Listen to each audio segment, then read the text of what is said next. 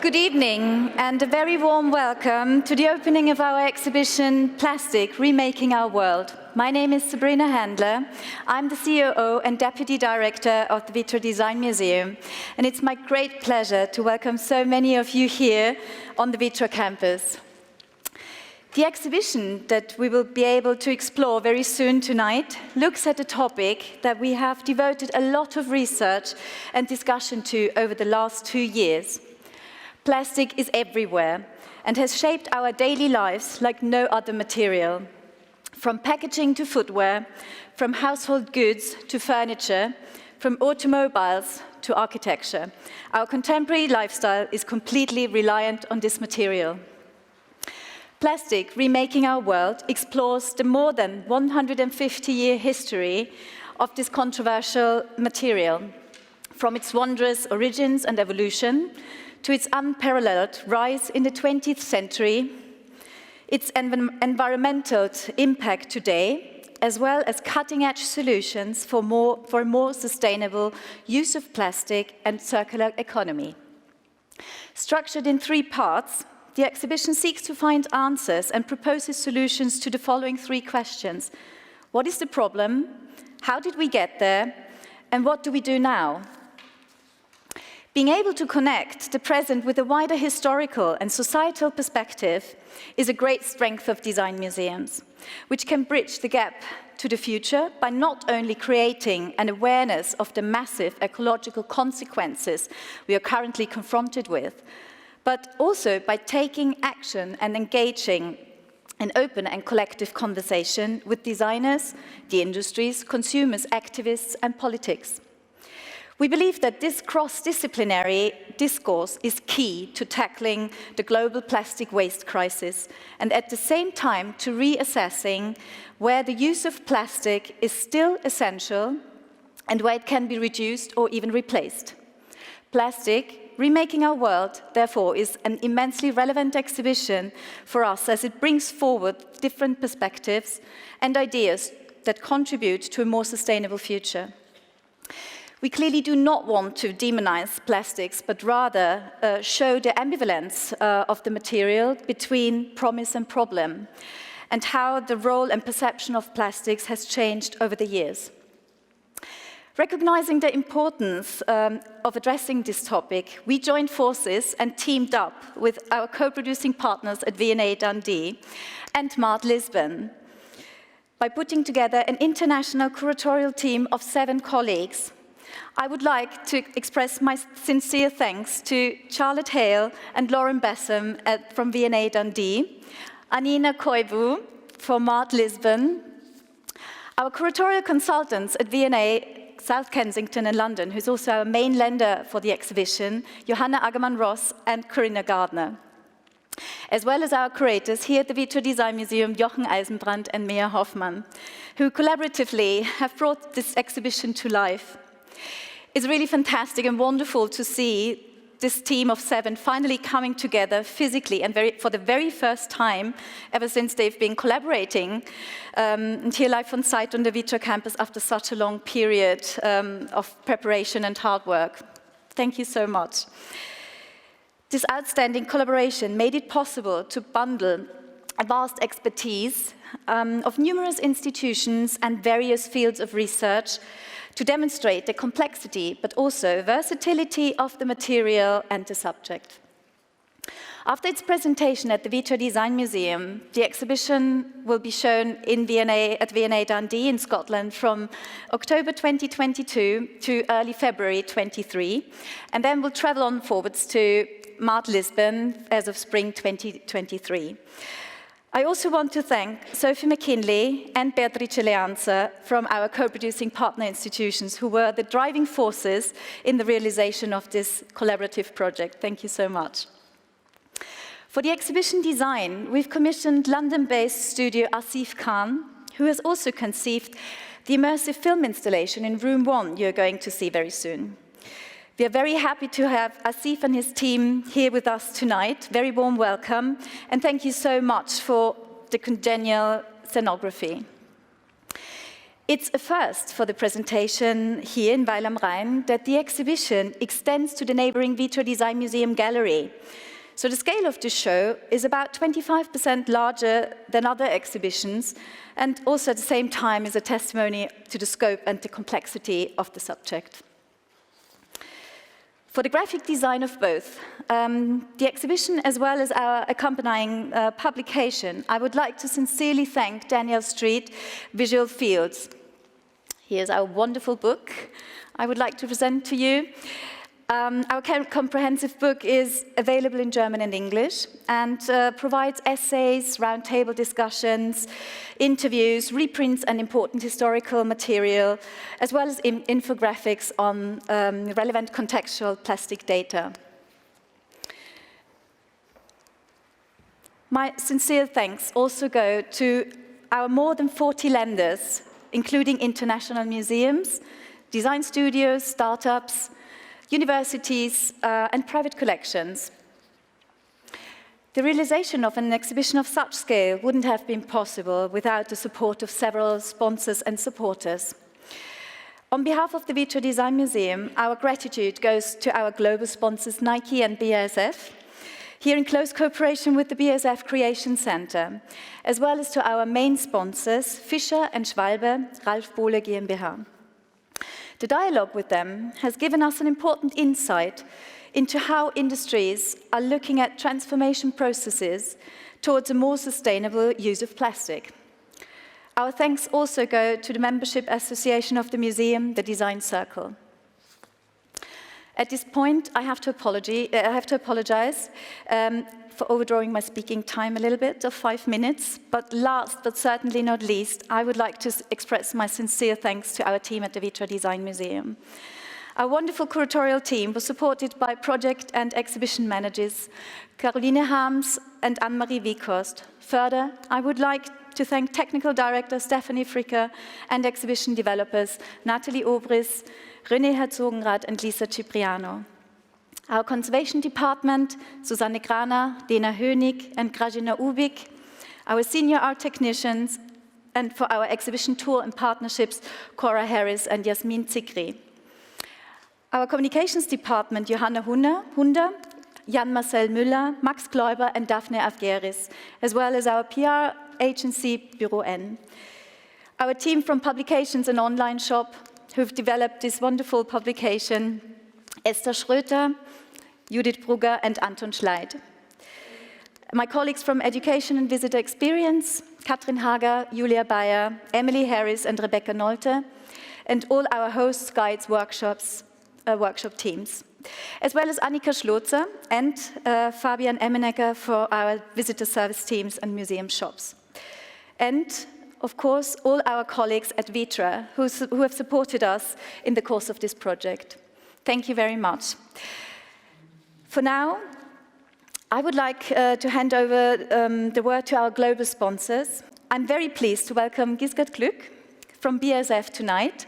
Since our Panorama show in 2014, the Vitra Design Museum holds a long-standing relationship with BASF. Mr. Glück, I'm happy to invite you on the stage. Thank you.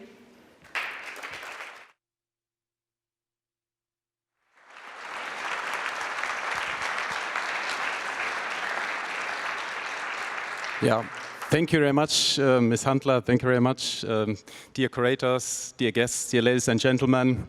When Matteo Kries contacted BASF for the first time on what we will see tonight, he actually had no difficulty to contact a person within BASF. He was fully aware of the BASF organization. And the person who got contacted by Matteo was exactly aware by whom he was contacted. Now, you might be surprised why a design museum and a chemical company are so intimate with each other. Now, of course, we're not talking about a design museum and a chemical company. We're talking about the Vitra Design Museum and BASF. And as we just heard, as a matter of fact, we have a long-standing relationship.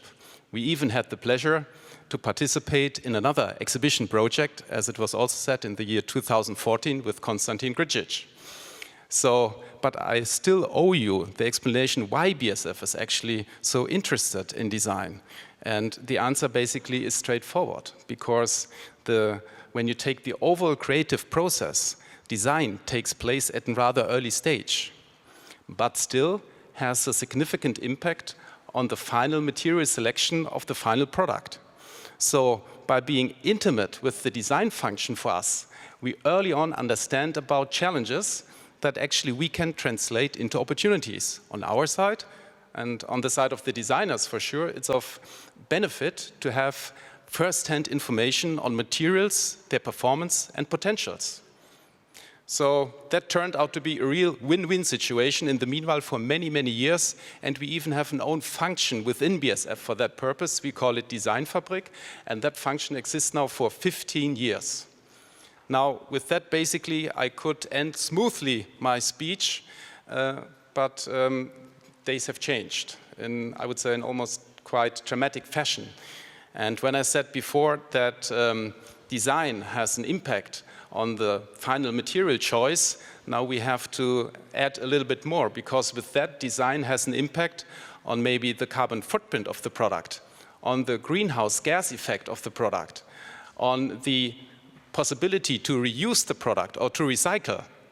So the world has become much more complex, and for sure, it's not only with design, it's virtually with each and everybody of the various value chains, and for sure also with respect to the chemical industry.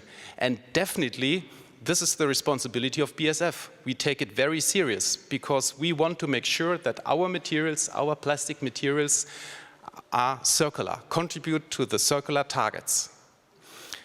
And in order to facilitate even that process, to add on that, I explained about the creation. I explained about the Design Fabrik.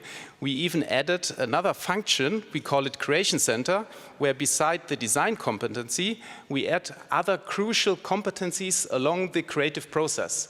Only to name a few, like engineering or simulation is becoming more and more important. And the target is really to achieve in a fast way targets, results for complex environment and complex problem solving. Now, I think with that, you may understand that we are not here to listen to our own statements.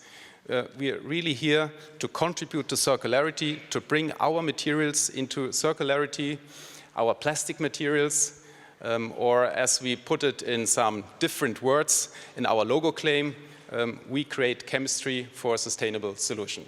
And with that, I say thank you very much for your attention. At least I'm not anymore in between the opening of the exhibition and you. And again, thank you very much for your attention. Thank you.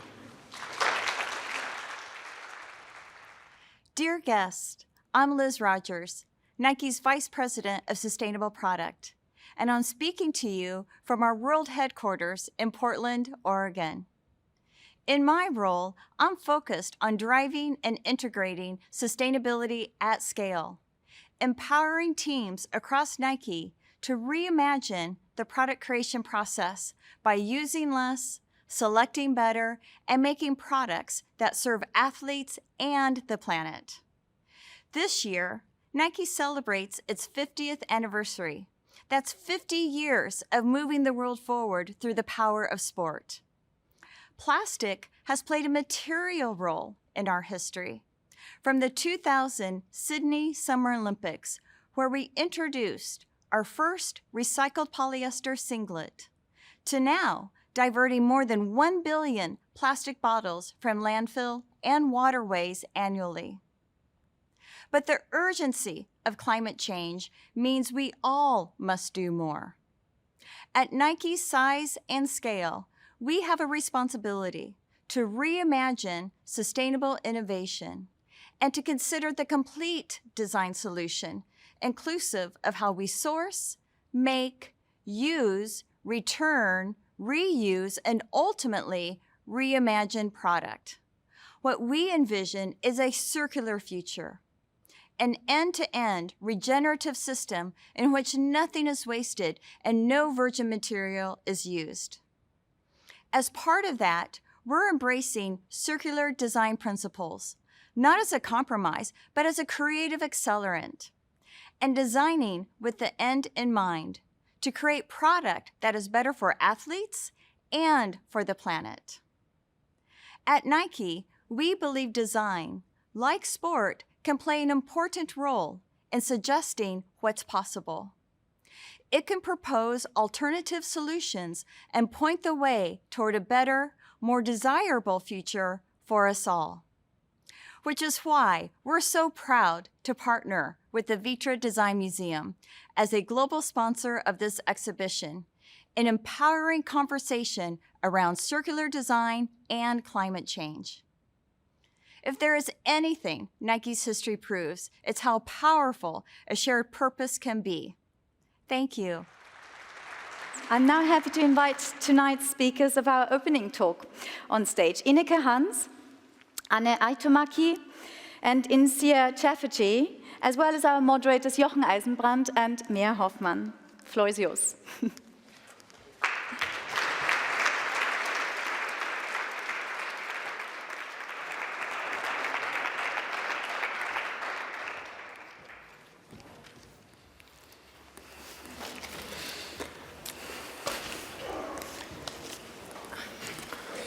So here we are.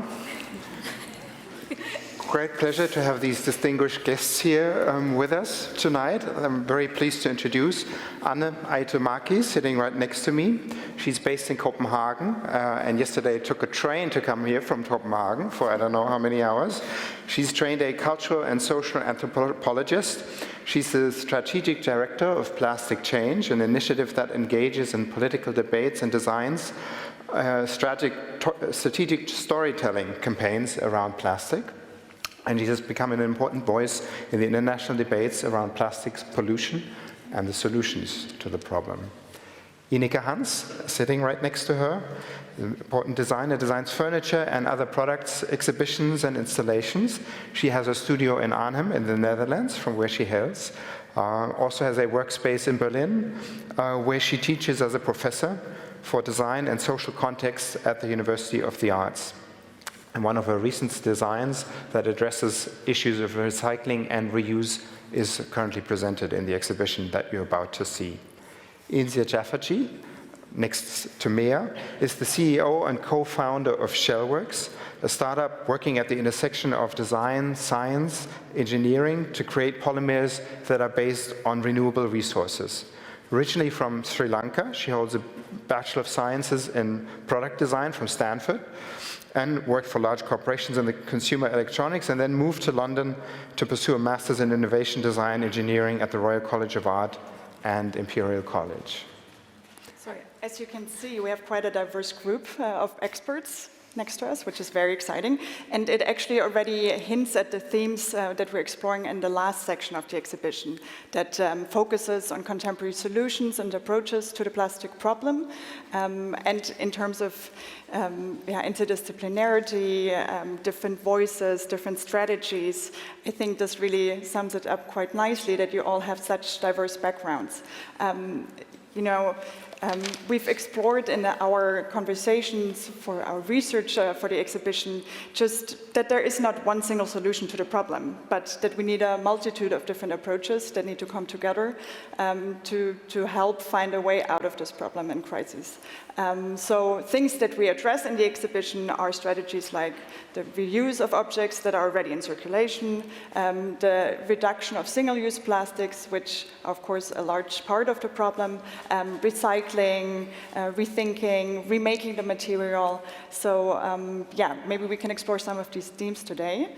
And maybe to start us off with a somewhat provocative question that we're also exploring in the exhibition itself in a series of interviews is, can we live without plastics? And do you want to start? Can we? Yeah, I can kick us off. Thank you so much for the invitation. No, we cannot live without plastic, and we shouldn't live without plastic because it is in many ways a superior material. It's just gotten out of hand, and we need to be more responsible with this material because it has a lot of potential. So that's what we're going to be talking about tonight. Yeah, I agree. I think we can't live without plastics, but maybe it's also good. I recently bumped into some facts, and then I was pretty shocked. We have plastics since 1862. Jochen, you are the historical expert, I would say. And 65% of all the plastics that we have produced since then, so 65, more is half, has been produced in the last 20 years. And I think that is pretty shocking if we realize that. That means I think we can't live without it, but we have to really look seriously into how we behave with plastics and how we deal with it and take responsibilities there. Yeah, I mean, I think we always say plastic is a wonderful material, but I think essentially it's sometimes been used for applications which last too long. So maybe if we look at how we could use materials that last only as long as they need to, then we could still celebrate plastic for what it's really good for, which is amazing performance and long lifetime.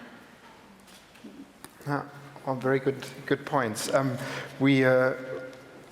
This is actually a very timely moment to have this exhibition opening and to have this conversation here tonight, because just a few weeks ago on March 2nd, there was an UN assembly in Nairobi in which 175 nations endorsed a historic resolution to end plastic pollution and to forge an international legally binding agreement by 2024. And the resolution addresses the full life cycle of plastic, including its production, design, and disposal.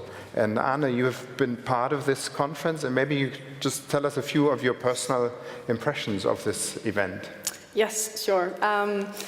Yeah, so I was in Kenya for the UNEA, the assembly, and this is a process that has been going on for some years now, working towards a global treaty, a framework that sort of once and for all tackle this as the transboundary problem that it is.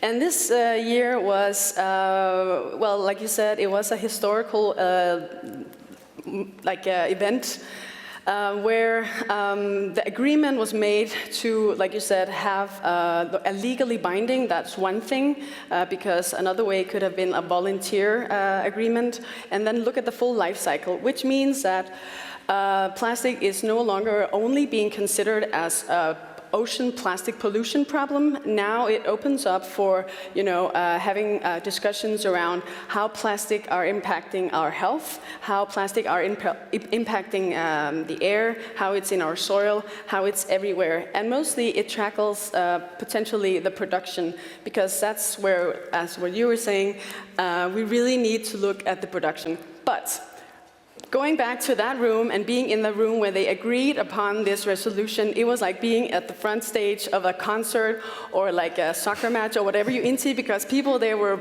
applauding and they were roaring and they were screaming and they were jumping up and down. And usually this is a very formalized, very boring UN process where people are there like, but this was like something very extraordinary. It was a very historical moment, and it's very exciting for the next couple of years where we're going to be negotiating the actual content of the resolution. So that's very exciting. Mm-hmm. And what do you think was the harder part, to get to this moment, to pass the resolution, or the next 2 years to actually make it a legally binding agreement?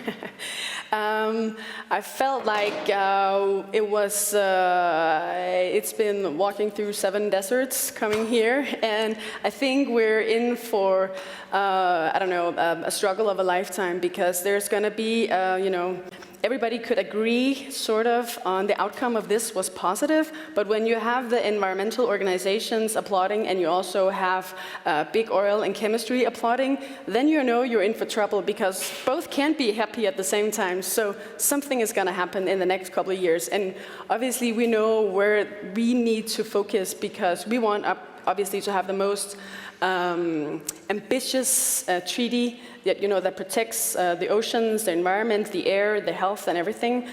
So there's a lot of work to be done in the next couple of years. Mm. It's interesting. I mean, as you mentioned, it is really a global issue. In your experience, are there any countries that are particularly forerunners in tackling the issue, or what's your experience, especially on a legislation level? So it's really interesting from a global perspective, because obviously you have a lot of countries in the global south that are heavily impacted by the very physical, tangible consequences of this overproduction, overuse of plastic, because That's where they don't, necessarily have an infrastructure. They're not geared towards, dealing with the material because it's still relatively new. A lot of packaging, they have just been introduced in a lot of the countries in the global south within the past 20 years. So a lot of the countries that are, right in the forefront of the battlefield, being thrown, all this plastic at them in the waters, on the beaches, they're front runners, but they're also the countries that we've seen make a lot of national legislation. But it's like a game of whack-a-mole. So you have like all these, product-specific legislations like ban the plastic bag, ban the straw, and all these things are happening everywhere. And it's sort of like building up to this momentum of, obviously it's not going to be enough because we need, more global unions on how to address this. And then also, like in the global negotiations, on the other hand, you have the EU, which is probably one of the more progressive regions, working with a lot of countries in the global south and Africa. So it's quite interesting. And then obviously you have countries that are like big plastic producing countries. They're maybe less progressive in the negotiations. Interesting. In the exhibition, we're looking at the history and also the present of the role of design in plastics, the role of the designers. And in looking at current approaches, we notice that there's some countries where there seems to be happening more experimental work in this field. And one of them is the Netherlands. And Ineke, do you have a sense why there's so much going on in the Netherlands in terms of researching new plastics that are based on renewable materials or doing research on recycling plastics in the design field? Yeah, well, I don't see Holland particularly as a place where that is happening more. We have some exciting people like Dave Hakkens, who is also, I think, with his Precious Plastic program. There's a lot, and there's also a lot of awareness projects, I think, in plastics and design and so on. But as you were talking about, legislations and policies, and so I think this is also a major issue that needs addressing. That we have to find ways of how to deal with these plastics in other ways. I don't know. Holland has a bit of a tradition to ask always why, the designers. They're usually a bit like a child that keeps asking why, and from that. They ask themselves these questions too, and start from there towards different, to look for alternatives, to see how can we do it differently. Can I just maybe infiltrate in strategies into programs? That's now also a big issue at the moment. So why produce more? Can we as designers also be part of the strategies a little bit more? And I think that is an important thing to do. I don't know. It's difficult to say, to count, to tap on your own shoulder. I mean, I think it happens everywhere, and I think also in England, in this, this course that you talked about, they set up whole courses about it. So it is a very urgent theme at the moment, and people are breaking their head around it. So. And want to get to answers, and everyone is trying very hard, and maybe that's something that's, sometimes that is sometimes part of the problem. It is, you see that there are many people struggling with the problem, the topic of pollution, of plastic problems, and so on, and there are so many different answers that it's very difficult to see the forest for the trees and find out what can we do on a practical basis. And that's what I'm also very interested in. Like, how can we make it practical, tangible, suitable for consumers, for producers, for policymakers and designers, so that we have the tools to start working with it. Mm. But it means it's also more of a challenge to designers. I think what we experienced in researching for the exhibition was... It's a lovely challenge, you know. Designers love problems, so that's why you would, if there's a problem, called a designer. That's basically what. Maybe a bit silly to say, but you know, we like to think around these things. Yeah. But what I was going to say is that my impression was it has changed from, I mean, like some decades ago, the problem solving may have been just form giving, you know, thinking about the function of a product. And now, as a designer, I think the challenge would be to think much broader. It's also about making sense.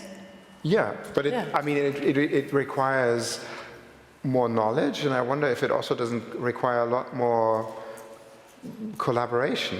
Yeah. And if we look at the Shellworks that you co-founded, you're collaborating with engineers, scientists, because you're doing material research, and so you need to have a knowledge of natural sciences as well. And as a designer being trained in an art school, maybe you don't always have that. Yes, I mean, I think yes and no sometimes. I do find that more and more people who come from a history of design and are used to kind of practically working with their hands, they also leverage a lot of research. And I think now there's, especially in this topic, I would say there's so many ties with different research institutes around the world. There's a lot of collaboration, I would say, in terms of emerging materials and artists and designers. I think that's one of the most fascinating things, and why in our team we have designers, engineers, and scientists, because we find that together we have the toolkit to make an attempt to address the problem. Because it's quite difficult if you have one discipline, you don't get to speak to the user, but then you don't get to figure out how to make it, but then you don't know how to communicate it, and you kind of have to do all of it right now because it's such a big problem. Yeah, the importance of collaboration, I think, is really interesting. And I wonder in how far designers can be mediators between these different areas of expertise when it comes to science, industry, legislation. You're an educator yourself, would be interesting. Yeah, I do educate as well, yes, but and I have to be honest, I think that a lot of the research has to be done by researchers who know their job. Yeah. You know, I have students actually that I've really pushed to work with people from Fraunhofer institutes. Yeah, they are basically people who invent all kind of things which are fantastic, but they don't know what to do with it. And then if you send designers to such people, they often think in applications. So I think the word applied arts can be totally reinvented by working much more together with scientists. Mm-hmm. And I am also a little bit suspicious if I go, for instance, in Holland we also have the Dutch Design Week, and if I go there a lot, if I go there and I see table after table where people have tried to make plastic sheets from red beads that are not able to be used in the industry, then this is nice, all this energy, and I like the enthusiasm, but this is also something where we have to be critical, and it's nice to develop, but it has to get real, because that is the only, if we want to make impact, that is the most important part, that it can be real. And therefore, I think you have to reach out more to people who really have the expertise, maybe in the chemistry, to make it scalable as well. To make it scalable, and of course, one of the things that we talk about is that there is too much plastic. So you would say scalable is an issue, yeah, but it is something we have to go through and to deal with, to make it controllable, to control things, and to scale also, to make the recycling scalable. Because you can't do that from your backyard and just picking up some plastic bags. Yeah, and just to jump in on the design thing, because I think we have to talk about what are we designing, because there is the material plastic. You can design the material because plastic is not on the periodic table. It's a mixture of chemicals and polymers and so forth. Like over 40,000 different chemicals goes into plastic. So we can talk about how do we design plastic as a material, how do we clean up and get rid of the chemicals and the toxins and all these things that we don't want. The next thing, and that's what you were saying about like half of the world's plastic production goes into single-use plastic packaging. So that's annually, it's about 415 million tons of plastic that is being produced. Half of that is single-use plastic. Most of it is not recyclable. Most of it does not get recycled. So when we talk about product design, we have to talk about how can we, design something that is not for single use. These are perfectly an example of a refillable bottle. So that's also like the product design. And then thirdly, and I think most importantly, at least from where I'm sitting, is the system design. Because usually that's what's overlooked. We talk so much about materials and we talk so much about products, but if those products don't have a system to go into, a deposit return scheme for this, or an infrastructure of some sort, they're just going to end up being waste somewhere in a landfill or flowing into the ocean. So I think we used to say that there are no such thing as any sustainable materials, only sustainable systems. And I think going back to the issue of plastic, it's more of we can't just replace plastic with another material because it's still a single-use culture. Yeah. So that's when we have to think about like how can we move beyond the single-use culture and then become more responsible with plastic.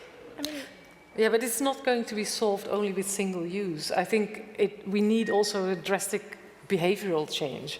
As you say, there's a lot of this single use into this packaging or whatever.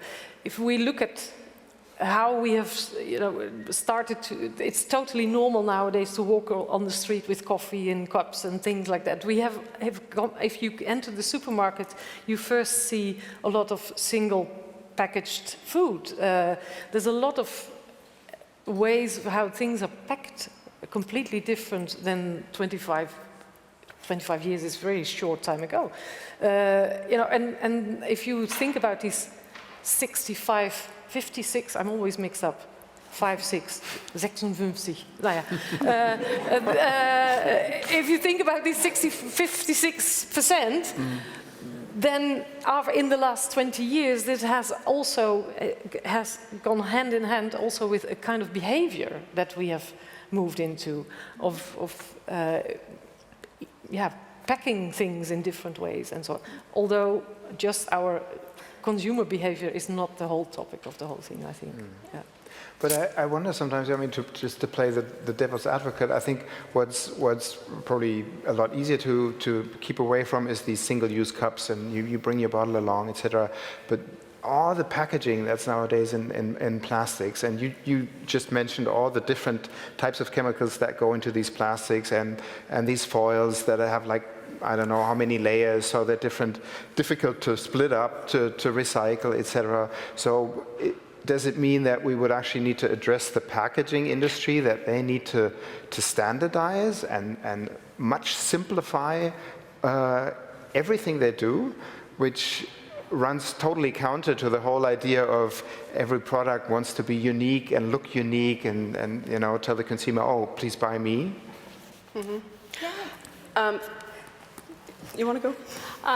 No, I think it's a problem that most packaging companies are working on, is how do you get to a monomaterial so that when you throw that material away, at least it could be dealt with as a whole, rather than, I think sometimes when I think about recycling, people say, glass is much more recyclable, or aluminum. But I think the trouble is it's not one type of plastic. You're trying to recycle 13 different types. Mm-hmm. And so in a way, you're recycling 13 different materials.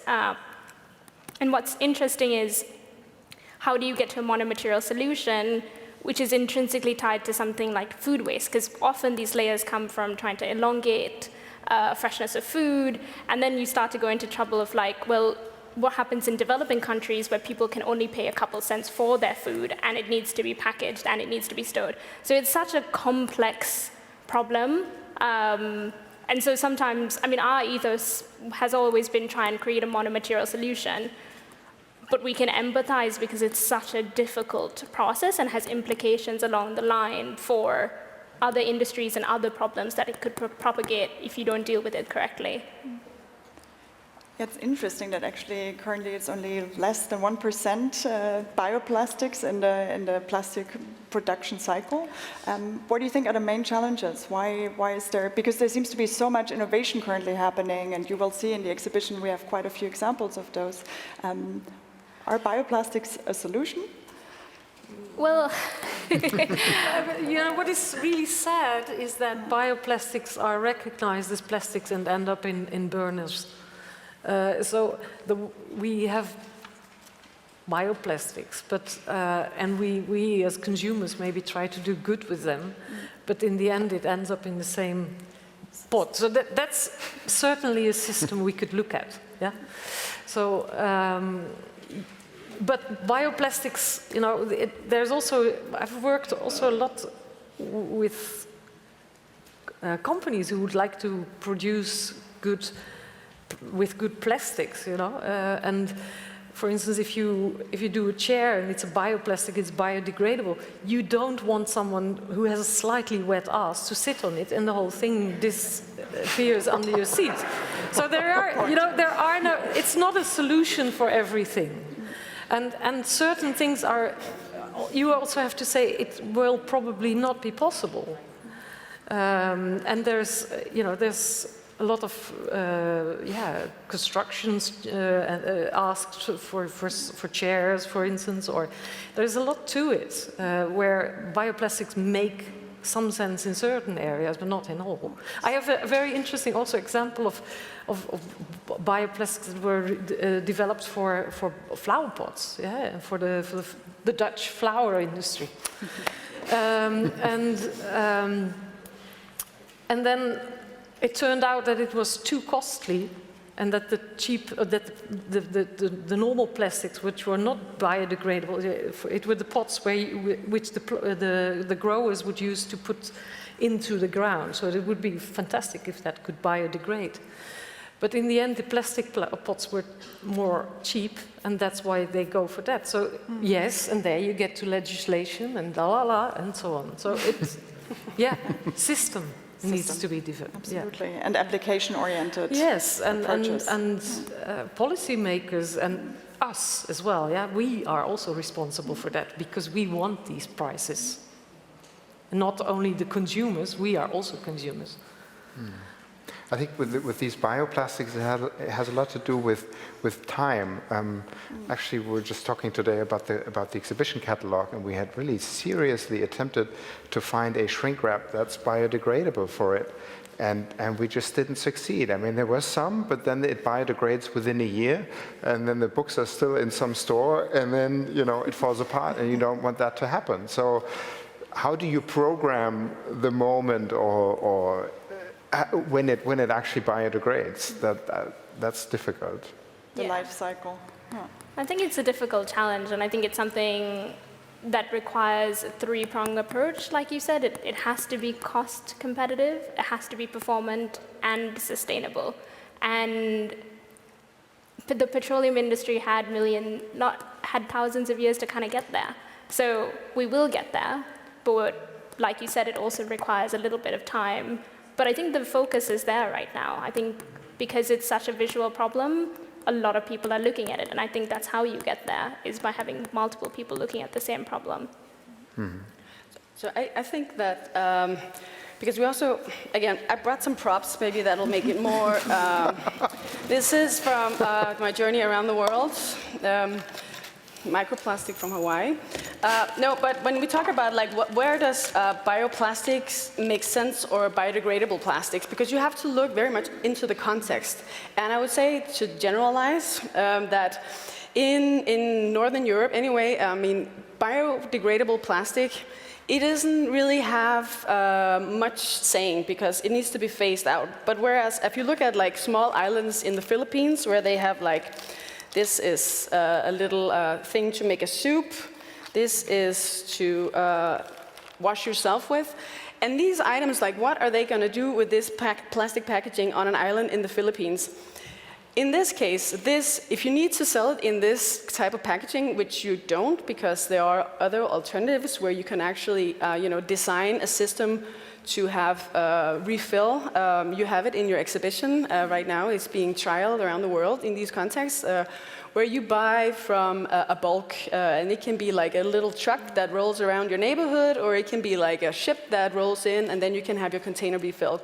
There are many ways not to have these types of packagings, but it could also be, in some cases, if you need this type of packaging, like designed to be biodegradable. But then you would have to make sure that it's actually going into some kind of industrial composting in that area, because if you just throw this in nature, it's not gonna, decompose.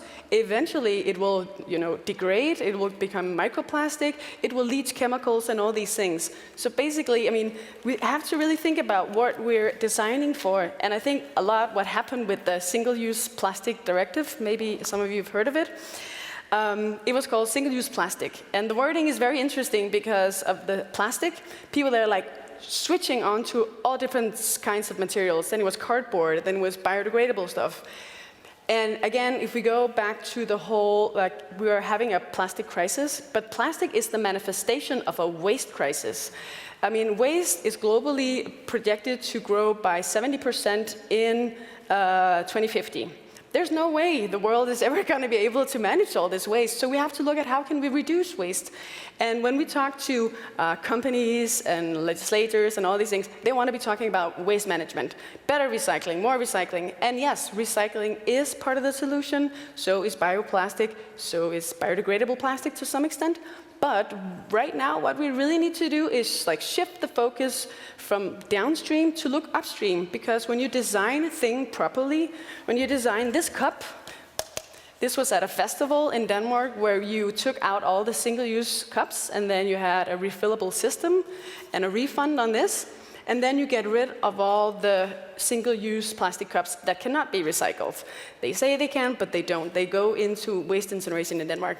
So this cup is designed properly, and then it can go into recycling once it has been refilled for maybe 500 times.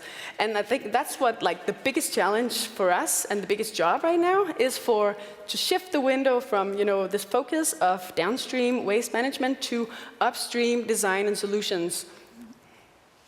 And the cup actually then, it would be best if it would be used at other festivals as well. I mean, if it's just that one festival. It's like a new business model of a service system where you can rent cups and then you can have it delivered if you're having a festival. And there's all these new business models within refillable systems, reverse logistics. I mean, it's so easy to digitalize materials with where you can with your smartphone, where the thing is, and then you can sort of if we could put things on the market, why can't we take them back? I mean, we're so brilliant and so clever. I mean, generating so much waste, it doesn't seem very, very developed or very smart. So I think, how can we design, systems where we take things back and keep the resources, plastic or glass or aluminum, in the design that they have been made for? Because once you break them down and take them apart, it takes a lot of energy. It's not good for the climate and all these things. Mm-hmm. But that means that the companies who make these things also need to take responsibility and help to create these infrastructures so that these items like these can be returned. This was only possible because we had Carlsberg part of and Tuborg part of this, and also the 4 largest festivals in Denmark, and then us. Because if we didn't collaborate on this, because you can't build a system when you're just yourself. That's when you hear a lot of people saying, we're doing circular economy. And I'm like, who are you doing it with? Because you can't be doing it yourself. You need people different peoples in a system. Mm-hmm. And this is one example of a system, a small system. Yeah. Well, one of the challenges also seems to be the communication around all these approaches. I mean, as an end consumer, it can be so confusing to navigate that field. Lack of transparency, all these different recycling symbols. What do I, as a end consumer, know about the waste? Where is it going to? So I think that's really interesting. Communication, awareness, and the role, again, that designers and the different stakeholders can play in that. Oh, for sure.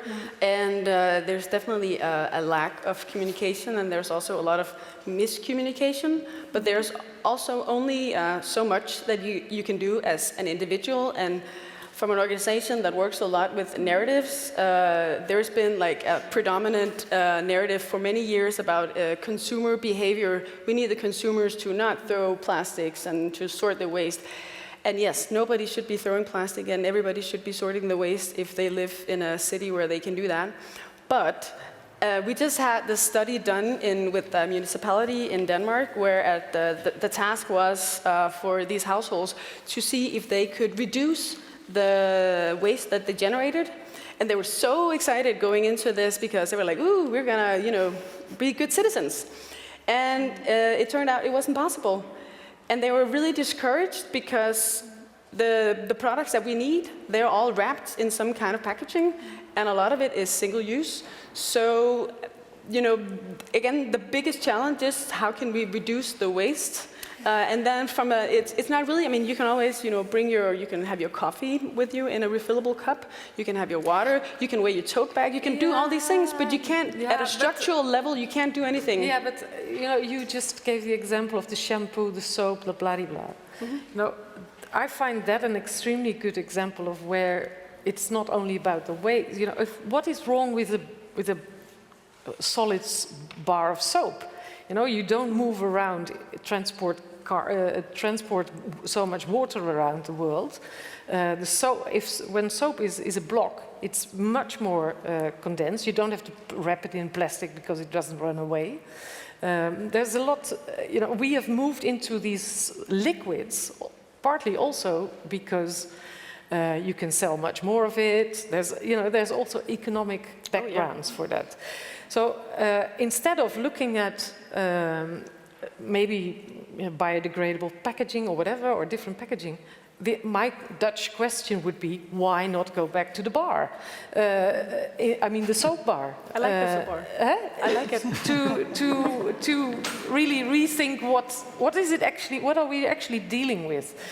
Instead of finding solutions for the state that we are in and the problems that we have, we might have to look also one step back and rethink that system. Yeah? And are these issues that you're addressing with your students in Berlin, if it's about design and social context?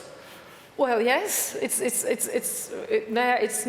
called social context because I think it's super important that you are aware of the context that you work in and where you work for, and that you also, I just try to do whatever I can to get my students also into asking why, and they.